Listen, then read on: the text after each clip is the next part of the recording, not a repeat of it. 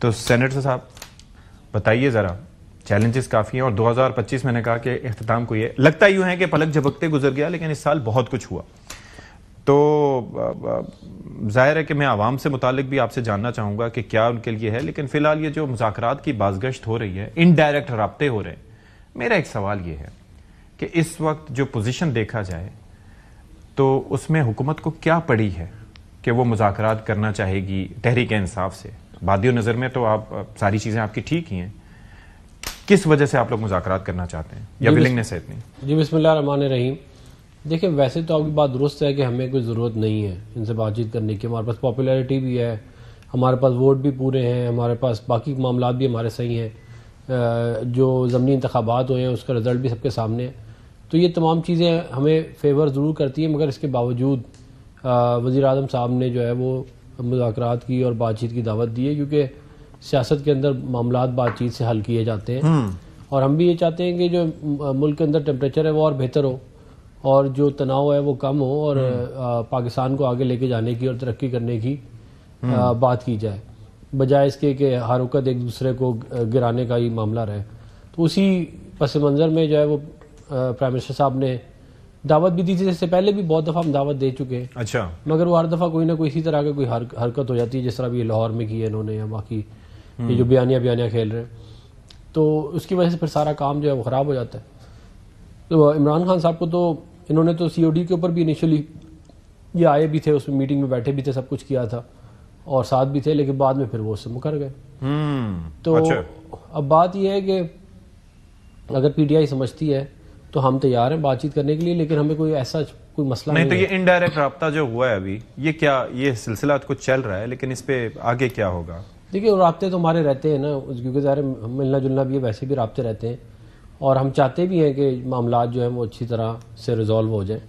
لیکن یہ اس طرح معاملات ریزالو ہوتے نہیں ہیں کہ آپ جو ہے وہ باقاعدہ ایک ماحول بننے لگے تو آپ پھر جا کے کوئی ایک سپوائلر کا رول ادا کرو، اور جا کے لاہور میں جو کچھ ہوا ہے اس کے بعد پھر ظاہر ہے پھر وہ سارا کا سارا جو ماحول ہے وہ خراب ہو جاتا ہے.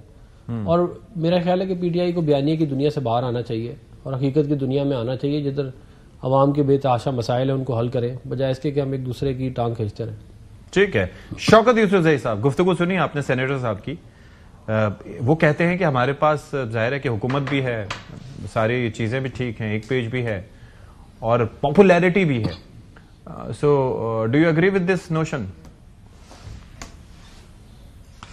بسم اللہ الرحمن الرحیم، بہت شکریہ.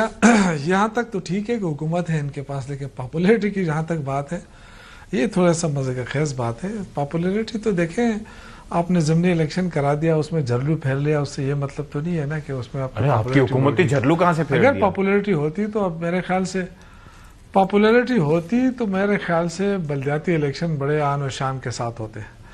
لیکن بلدیاتی الیکشن بھی مجھے نہیں لگ رہا کہ ہوں گے، اگر ہوں گے تو شاید پارٹی بیس پہ بھی نہیں ہو سکتے.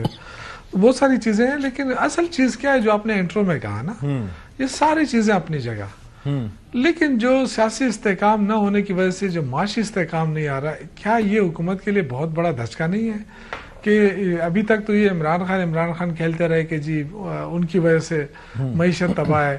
تو اب تو ان کے بھی اگر نگران حکومت شامل کریں تو پھر 3 سال تو ان کے بھی ہو گئے، 3 سال سے زیادہ عرصہ ہو رہا ہے. تو پھر جو ہے نا اس کے دوران یہ ضرور کوشچن ہوتا ہے کہ ان 3 سالوں کے اندر معیشت کے ساتھ کیا ہوا.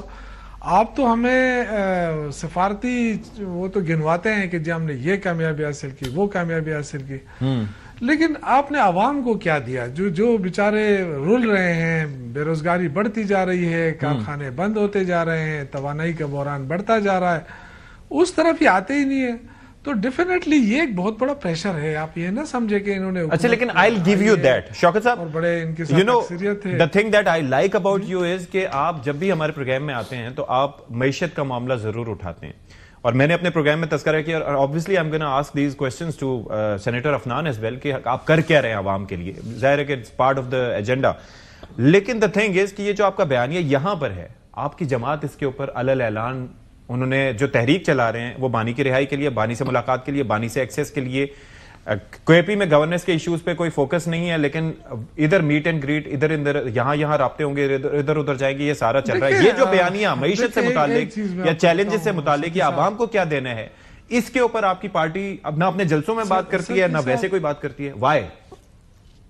اگر اتنے ہی برے حالات ہیں صاحب اس طرح ہے کہ اگر آج دیکھیں یہ تو ایک پروپیگنڈا ہے نا کہ یہاں پہ حکومت اب فوکس نہیں کر رہی ہے مسائل کے اوپر.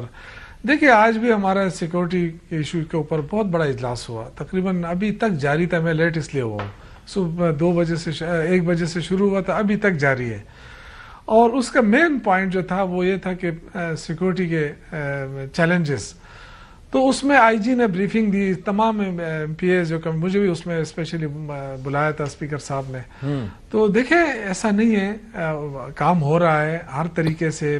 سی ٹی ڈی کو مستحکم کرنا اور وہ کرنا، جو بھی اس وقت ٹیکنالوجی کے چیلنجز ہے، ڈرون چیلنجز، ان سب کا مقابلہ کرنے کے لیے ایک جامع لائحہ عمل بنایا جا رہا ہے. ایک تو یہ کام شروع ہے. دوسرا جو کیبنٹ اجلاس ہوا ہے اس کے اندر جو چیزیں ہونی تھی، جو اقدامات اٹھانے تھے، وہ آپ دیکھ لیں، اندازہ ہو جائے گا کہ حکومت کام کر رہی ہے یا نہیں کر رہی. لیکن یہ جو مذاکرات کی بات ہے نا، دیکھیں جب بھی حکومت مشکل میں آتی ہے تو یہ مذاکرات کا شوشہ چھوڑ دیتی ہے. مشکل میں آتی ہے لیکن جو یا تو ان کے پاس اختیار نہیں ہے، یا پھر یہ کہ یہ اس طرف کیوں نہیں آنا چاہتے، اس کے لیے بہانے تلاش کرتے ہیں. جب آپ نے مذاکرات کرنے تو اسٹریٹ فارورڈلی آئے نا. چیئرمین موجود ہے گور بیرسٹر گور صاحب. مجھے ناصر صاحب کی طرف بھی جانا ہے، he is patiently waiting for his turn. لیکن نہیں، ایک منٹ بس، میں حکومت مشکل میں آتی ہے، حکومت مشکل میں آتی ہے. واٹ ڈز دیٹ مین؟ جی اس وقت دیکھیں آپ یہ نہ سمجھے کہ ان کے پاس اکثریت ہے تو ان پہ بہت بڑا پریشر، عوامی پریشر ہے. یہ 3 سالوں میں عوام کے لیے کچھ نہیں کر سکے، آگے بھی ان کے پاس کوئی پلان نہیں ہے.